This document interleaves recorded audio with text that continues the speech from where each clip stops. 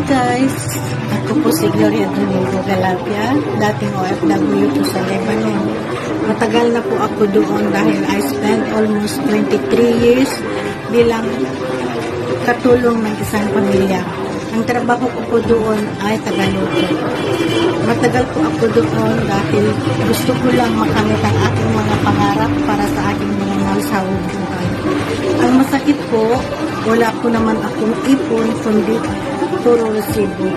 Karamihan po tayo natin ng mga OFW, ang pangarap po natin ay makabahay, magkaroon ng sasakyan, magkaipon, magkaroon ng pera.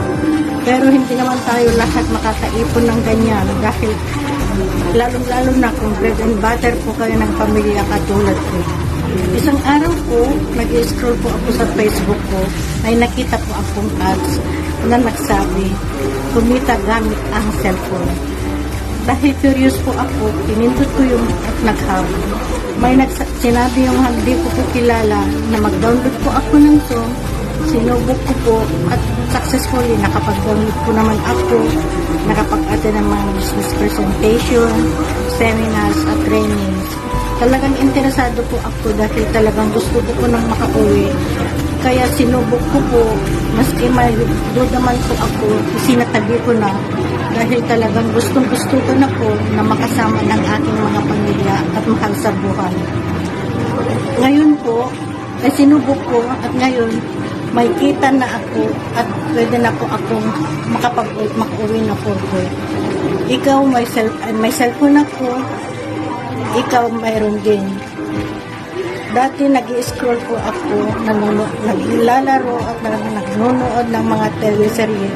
Pero naisip ko na wala naman mangyayari dahil wala naman akong maiipon dahil lang dito.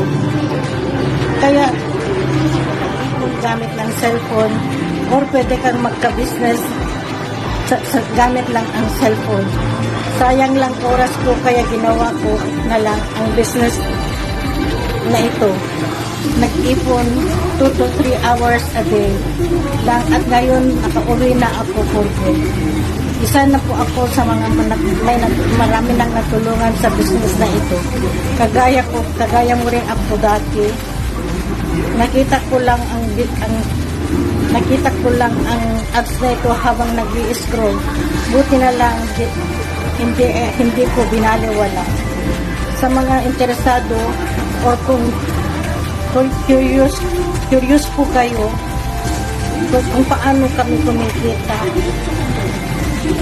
mag-comment lang po kayo sa baba ng video na ito or mag-message kayo or click at mag-message po kayo dito.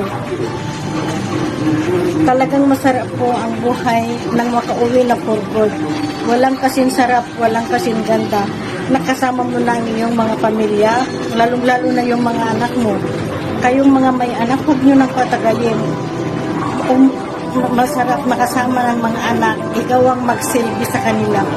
Maganda yung pakiramdam mo kung pamilya mo pagsisilbahan mo, hindi bangta. Thank you.